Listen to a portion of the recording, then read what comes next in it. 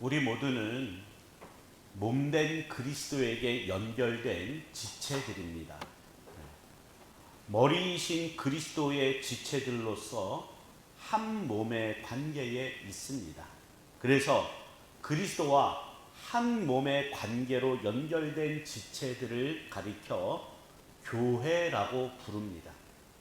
그렇게 그리스도에 의해 존재하고 그리스도의 뜻에 이끌림 받는 인생이 바로 성도입니다. 이것은 성경에 등장하는 모든 인물도 다르지 않습니다. 아브라함, 이삭, 야곱, 모세, 다윗 등등의 모든 인물도 그리스도를 향한 하나님의 뜻과 계획 안에 하나 되어 있기 때문입니다. 그렇게 하나님의 뜻과 계획 안에 하나의 관계로 이루게 하는 것이 바로 언약입니다. 그리고 그 언약의 성취로 오신 분이 그리스도이시고 그리스도를 증거하기 위해서 존재하게 된 것이 교회입니다. 그렇게 하나님의 언약은 이렇게 앞뒤가 딱 맞게 들어가게 되어 있어요. 바울이요 교회에 편지를 쓰면서 그리스도 예수 안에서 거룩하여지고 성도라 부르심을 받은 자로 지칭을 했습니다. 이건 교회가 신분으로나 운명으로 하나님의 백성이며 생명에 속했다는 뜻입니다. 에베소서 2장 5절부터 6절 말씀을 보면요, 허물로 죽은 우리를 그리스도와 함께 살리셨고 너희는 은혜로 구원을 받은 것이라. 또 함께 일으키사 그리스도 예수 안에서 함께 하늘에 앉히시니라고 말씀을 합니다. 교회는 그리스도와 함께 산 자로 이미 하늘에 속해 있는 사람을 뜻하는 겁니다. 그래서 영원한 나라를 기업으로 얻을 하나님의 상속자로 함께하는 것이 교회이기 때문에 교회는 동일한 영광과 동일한 가치를 지닌 그러한 존재로 함께하고 있는 거예요. 따라서 교회는요, 세상의 기준으로 판단받고 평가되어서는 절대 안 됩니다.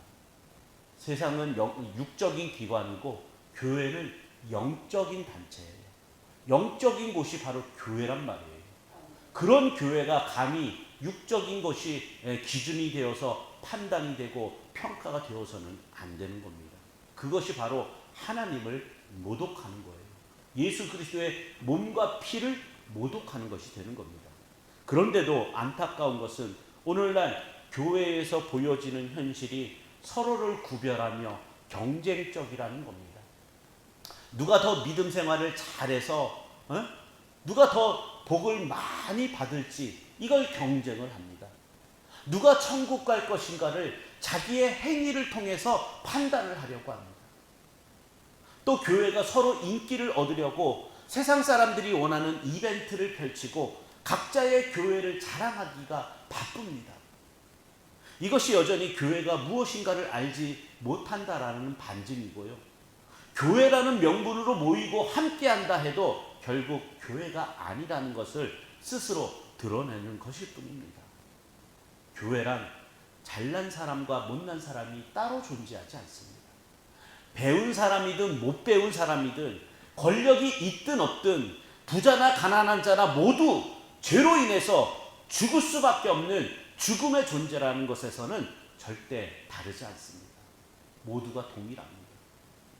그래서 무엇을 가진 것으로 차별과 구별이 나타나서는 안 되는 곳이 바로 교회입니다. 그런데 이러한 교회의 거룩함이 정작 교회로 모인다는 교인들에 의해서 훼손되는 현실을 고린도 교회를 통해서 확인하는 것입니다. 바울이요 33절 말씀에 그런즉 내 형제들아 먹으러 모일 때에 서로 기다리라 이렇게 말을 하는 이유는 교회가 주의 떡과 잔을 먹고 마시는 만찬을 행할 때 각각 자기의 만찬을 먼저 갖다 먹어버리는 일이 있었기 때문입니다. 그로 인해서 함께 먹고 마시는 만찬의 자리에서 어떤 사람은 먼저 배부르고 먼저 취하게 되는 반면에 늦게 오거나 가난한 사람들은 배고프게 되는 사람도 있게 된 겁니다. 이에 대해 바울은 먹으러 모일 때 서로 기다리라는 충고를 하는 겁니다. 먼저 주의할 건 교회가 자기가 가져온 만찬을 먼저 먹은 것을 가난한 사람을 배려하지 않은 사랑이 없는, 사랑이 부족한 그런 행동으로 해석해서는 안 된다는 겁니다. 왜냐하면 우리 교회도 예배 후에 식사를 합니다만 모든 성도들이 먹을 양만큼 떠서 자리에 앉아 기다렸다가 목사인 제가 식사 기도를 하고 나면 그제서야 다 같이 먹습니다. 그런데요, 조금 더 큰 교회에서는요, 먼저 식당에 들어가서 먼저 앉은 사람이 먹고 일어나야만 그 다음 사람이 들어가 식사를 할 수가 있습니다. 왜냐하면 교인 수만큼 식당에 좌석이 준비되어 있지 않기 때문이에요. 그러면 우리는 다 같이 식사를 하는 우리 교회는 사랑이 있는 교회이고, 먼저 온 사람이 먼저 먹고 일어나는 그런 교회는 사랑이 없는 교회일까요? 기다리는 것이 사랑의 덕목이고 배려라면 우리가 성만찬을 할 때 먼저 먹고 마시는 것이 아니라 떡과 잔을 다 같이 받고 기다렸다가 동시에 함께 먹고 마셔야 합니다. 그런데 우리 교회 역시도 장로님들이 먼저 떡과 잔을 주면 받은 사람이 먼저 먹고 잔을 돌려드리잖아요. 그러면 우리 교회는 사랑이 없는 교회가 되는 걸까요? 식사하는 모습만 봐서는 사랑이 있는 교회인데 성만찬하는 모습을 봐서는 사랑이 없는 교회가 되는 그런 이상한 논리가 되어버리죠. 그러니까 가난한 사람들을 위해서 기다렸다가 먹는 것을 사랑과 배려로만 이해해서는 안 됩니다. 오늘 본문 앞에 28절과 29절을 보시면요, 사람이 자기를 살피고 그 후에야 이 떡을 먹고 이 잔을 마실지니 주의 몸을 분별하지 못하고 먹고 마시는 자는 자기의 죄를 먹고 마시는 것입니다. 우리가 지난주에 살펴봤던 말씀이죠. 자기를 살피는 것은 곧 주의 몸을 분별하는 겁니다. 그래야 주의 몸과 피에 죄를 짓지 않는다라는 건, 그러면 자기를 살피면 죄를 짓지 않게 된다라는 거예요. 떡을 먹고 잔을 마시기 전에 자기 자신을 살핀다면 주의 몸과 피를 받을 자격이 없는 것이 바로 나 자신이라는 것을 알게 됩니다. 통속적인 생각으로 나를 구원하기 위한 예수님의 죽으심으로만 생각하지 말라는 거예요. 다시 말해서 떡을 먹고 잔을 마시기 전에 자기 자신을 바르게 살폈다면 떡과 잔을 먹어도 되는 자격이나 공로가 전혀 없음에도 불구하고 나 같은 자를 불러주신 하나님의 긍휼과 자비에 의해 내가 지금 주의 만찬에 참여하고 있다는 것을 분명하게 인식하게 된다는 겁니다. 이게 자기 자신을 살피는 거예요. 그리고 주의 몸을 분별하는 겁니다.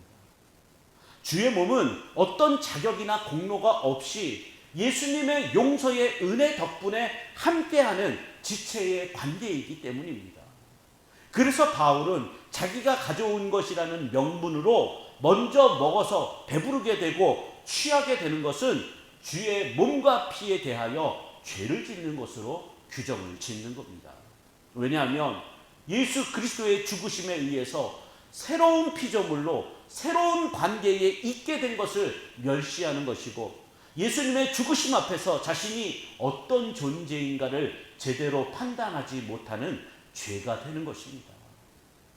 그렇게 보면 주의 죽으심을 기념하고 전하기 위한 성만찬이 오히려 죄가 되는 그런 결과가 되는 것입니다. 바로 이 점을 우리가 주의해서 생각해야 합니다. 왜냐하면 우리는 보편적으로 성만찬 자체에만 의미를 두고 있기 때문이에요. 교회가 성만찬을 하는 것은 십자가에서 죽으신 예수님을 기념하는 것으로 당연히 해야 하는 것으로만 인식되어 있는 겁니다. 성만찬을 해야 하고 했다는 것에만 의미를 둘 뿐이지, 성만찬에 참여하는 자로서 나 자신을 살피는 것이 무엇인가에 대해서는 도외시해 버린다는 거예요. 어느 교회는 매 주일마다 성만찬을 합니다. 또 어느 교회는 절기만 성만찬을 합니다. 또 우리 교회와 같이 한 달에 한 번 성만찬을 하기도 합니다. 중요한 건 의식으로서의 성만찬이 아닌 그 성만찬을 왜 하는지를 알고 먹고 마셔야 한다는 거예요. 주의 몸을 분별하지 못하고 먹고 마실 때 성만찬이 오히려 죄를 먹고 마시는 행위가 된다는 점에서 아주 깊은 생각이 요구가 되는 거예요.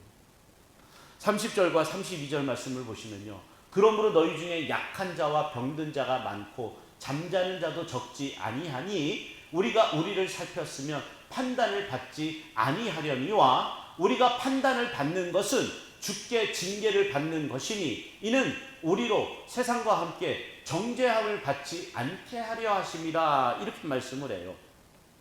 너희 중에 약한 자, 병든 자, 잠자는 자가 적지 않다라는 것이 무슨 뜻일까요? 이것이 주의 몸을 분별하지 못하고 자기의 죄를 먹고 마시는 그런 사람을 가리키는 것이라면 늘 교회됨에서 실패하는 우리가 곧 약한 자이고 병든 자이고 잠자는 자라는 거예요. 잠자는 자라는 건 죽은 자라는 뜻입니다. 다시 말해서 우리가 우리 자신을 살핀다면 나 자신이 곧 약한 자요, 병든 자요, 죽은 자임을 알게 된다는 뜻입니다. 그러면 내 스스로가 말씀을 통해서 내가 약한 자이고 내가 병든 자이고 내가 죽은 자라는 것을 인식했다라면 교회나 세상적으로 나보다 더 힘이 없고 약한 사람, 더 병든 사람을 봤을 때 그 사람이 나보다 못하다라는 생각이 들겠습니까? 안 들겠습니까? 이게 바로 주의 몸된 교회의 관계에서 살아 있어야 하는 지체에 대한 시각이에요. 여러분 옆에 믿음의 동역자들을 허락하시고 그저 친구요 이웃이 아닌 주의 몸된 지체로 왜 함께하게 하였는지 이 시각이 있어야 한다는 겁니다. 그런데 이런 지체에 대한 시각이 늘 살아있지를 못합니다. 이런 말을 듣는 순간에는 아 그렇구나 라며 깨달음이 있다가도 삶의 현장으로 들어가 버리면 그저 이웃이고 친구의 관계로 돌아가 버립니다. 그러니까 세상에서 살던 버릇, 습관 그대로 다시금 되돌아가 버리는 거예요. 날마다 자기를 살피는 자로 살아가지 못한다라는 겁니다. 그렇다면 우리에게 필요한 것이 무엇이겠습니까? 주님의 판단이고 주님의 징계예요.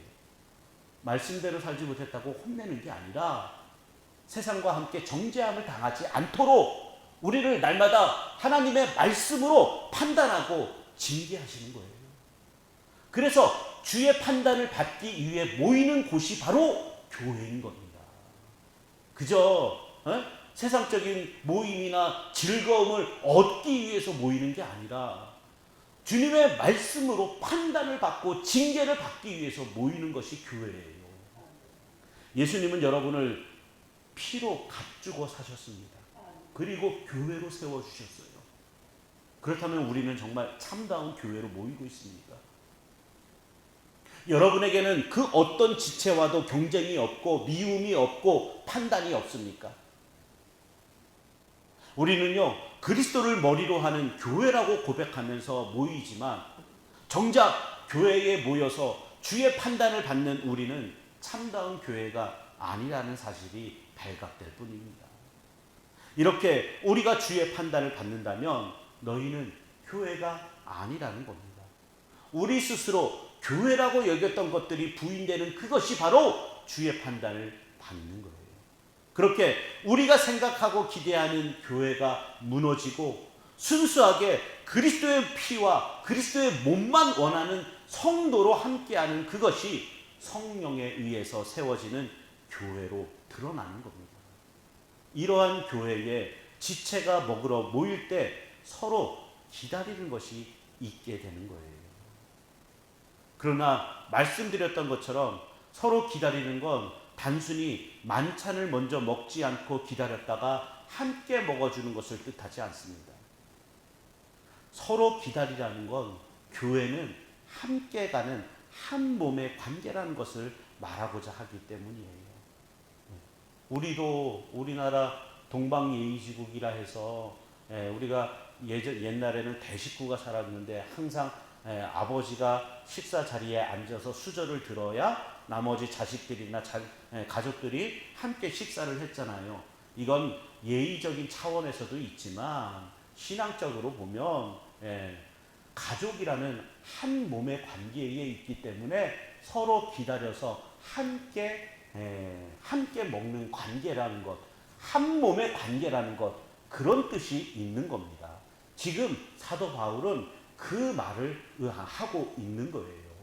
너희가 각각의 지체가 아니라 한 몸이기 때문에 함께 기다렸다가 함께 먹고 마시라는 거예요. 그저 가난한 사람들, 없는 사람들 불쌍히 여기고 그들을 위해서 배려하고 사랑을 베풀어라, 이런 권면이 아닌 겁니다. 함께 가는 하나의 몸에 있다라는 것을 강조하는 겁니다. 에베소서 3장 6절을 보시면요, 이는 이방인들이 복음으로 말미암아 그리스도 예수 안에서 함께 상속자가 되고 함께 지체가 되고 함께 약속에 참여하는 자가 됨이라라고 말씀을 해요. 구원받았다라는 건 곧 소속됐다라는 것 뜻입니다. 소속되었다라는 건 함께라는 관계에 들어와 있음을 의미하는 것이고, 그것이 교회예요. 그러니까 내 마음에 안 든다고 해서 이 교회 저 교회 떠돌아다니는 건 정말 교회가 뭔지 알지 못하고 주의 몸과 피가 뭔지 알지 못하는 불신앙의 행동일 수밖에 없는 겁니다. 나에게 세상 것이 있다고 해서 그 세상 것으로 나를 증명하고 나를 드러내고 나를 돋보이고 싶어하고 그것으로 대우받고 싶어하는 것, 그것이 바로 구원받지 못한 세상에 속해 있다라는 걸 드러내는 것뿐입니다. 그리고 그러한 인생은 전도서에서 말씀하는 대로 헛되고 헛된 인생일 뿐인 거예요. 교회는요, 자기를 증명해야 할 필요도 없고 자신이 대우받아야 할 이유도 없습니다. 왜냐하면 우리를 예수 안에 있게 하시고 함께 지체가 되게 하여 함께 약속에 참여하는 자가 되게 하신 하나님의 사랑과 자비만을 증거하고 나타내기 위해 세움받았고 존재하기 때문에 그렇습니다. 그게 성도인 우리들이에요. 그러니까 내가 드러나고 내가 대접받고 내가 자랑되어져야 될 이유가 없는 겁니다. 우리가 그리스도의 몸된 지체의 관계, 교회로 만나는 것도 여러분 자신을 위한 것이 아닙니다. 신촌교회라는 단체를 위해서도 아니에요. 우리의 만남이 하나님의 부르심과 하나님의 사랑에 의한 것이라면 그것은 우리를 향하신 그 사랑과 자비를 서로에게 나타내고 전하라는 이유로 만나게 하신 거예요. 이것이 서로 기다리라는 말에 담긴 의미인 겁니다. 지금의 시대를 보면요, 그리스도의 죽으심에 관심이 없고 십자가를 생각하지도 않습니다. 그러면서도 스스로를 성도라 하고 교회라고 말합니다. 크리스천이라고 하죠. 그리스도의 죽으심에 관심이 없이도 교회가 될 수 있고 그저 교회를 다니는 것으로 구원도 가능하다라고 생각하는 겁니다. 그래서 무늬만 기독교인 사람들이 얼마나 많습니까? 이것이 지금의 시대적 현상이에요. 그리스도에 대한 관심의 여부와 상관없이 교회가 부흥되면 되는 것이고 그저 내 삶이 풍족해지면 된다라고 생각을 해요. 예수님의 십자가는 내가 그냥 죽어서 구원받을 때 나를 좀 도와주면 되고요. 그저 교회 부흥되고 내가 잘 먹고 잘 살면 그게 천국 아니겠습니까? 이러한 생각을 갖는단 말이에요.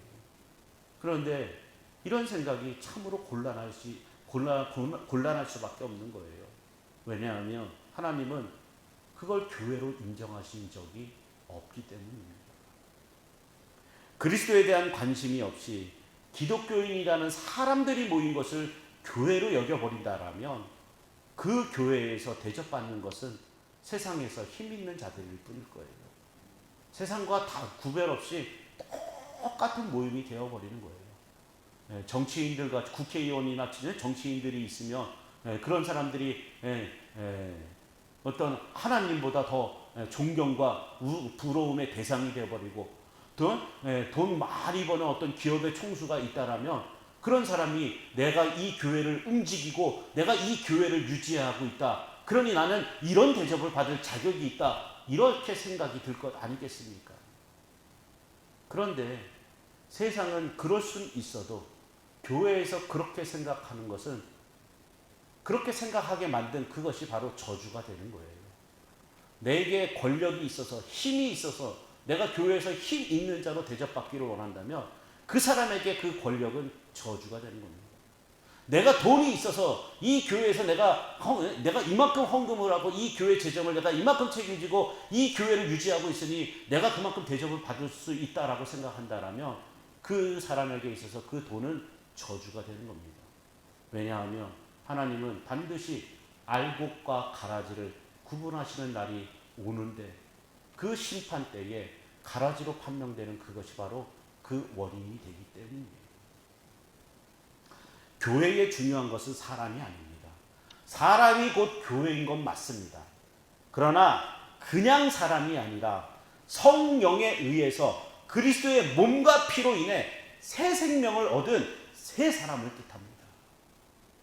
이런 사람들이 지체로 함께하는 것이 교회라면 중요하게 여기는 것은 사람도 아니고 교회도 아니라 하나님의 언약으로 오신 그리스도인 것이 당연한 겁니다.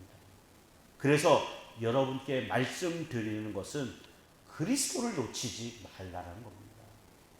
주님의 손을 놓쳐서는 안 되는 거예요. 다시 말해서 그리스도가 아닌 다른 것을 찾지 말라는 거예요. 그리스도가 아닌 다른 것을 찾게 되면요 반드시 실망하게 되고 낙심할 수밖에 없습니다. 여러분은 무엇을 믿고 무엇을 듣기 위해서 교회로 모이고 계십니까? 그리고 우리는 어떤 관계로 함께하고 있는 겁니까? 이것이 우리들의 깊은 생각으로 자리할 수 있어야 합니다. 우리가 왜 모이는지, 왜 이 신촌교회로 함께하고 있는지 오늘 말씀을 통해 늘 되새겨야 합니다. 그것이 자기 자신을 살피는 것이고 주의 몸과 피를 우리가 거룩하게 하는 것입니다. 하나님께서 허락하신 믿음의 동역자, 믿음의 지체, 교회인 우리가 오늘 이 말씀을 통해서 하나님의 말씀대로 교회됨을 우리가 유지하고 그렇게 교회됨이라는 거룩함을 우리가 이루며 살아가고 있는지 오늘 말씀을 통해서 깊은 깨달음이 있으시기를 주님의 이름으로 축원을 드립니다.